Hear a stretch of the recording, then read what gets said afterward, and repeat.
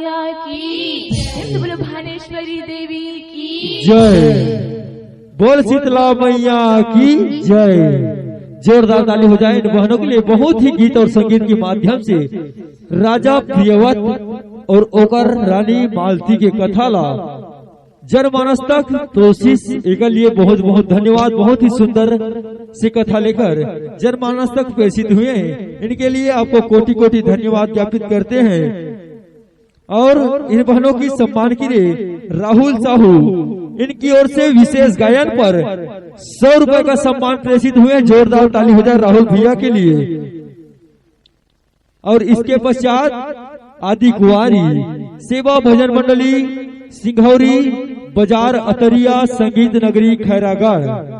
और इसी सम्मान की कड़ी में तिहारू यादव रूहा 10 रुपए, श्री राम विश्वकर्मा रूहा 10 रुपए, ऋतिक सिवारे रूहा 10 रुपए, गौकरण यादव, रामचरण यादव रूहा 10 रुपए, सुमित भाई रूहा इनकी ओर से 50 रुपए का सम्मान, टकेश्वर यादव 10 रुपए, लुकेश्वरी 10 रुपए, ललित बंजारे 10 रुपए, गोपी वर्मा इनकी ओर से 10 रुपए का सम्मान इन बहनों के लिए प्रेषित हुए हैं।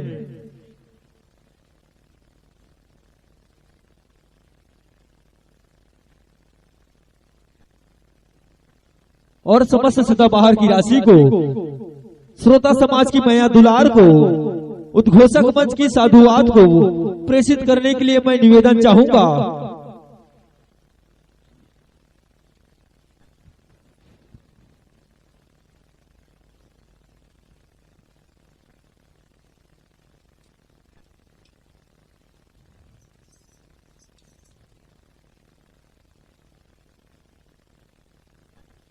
समस्त सदाबहार की राशि को प्रेषित करने के लिए मैं निवेदन चाहूंगा।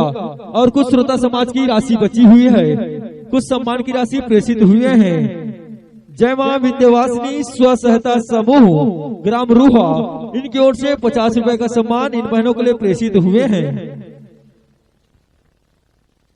और समस्त सदाबहार की राशि को प्रेषित करने के लिए नोनी, नाम नहीं जानो, नोनी आ जानो, देववती और पुष्पांजलि शर्मा, आप दोनों से निवेदन की आप आए और समस्त सदाबहार की राशि को इन बहनों तक प्रेषित करेंगे।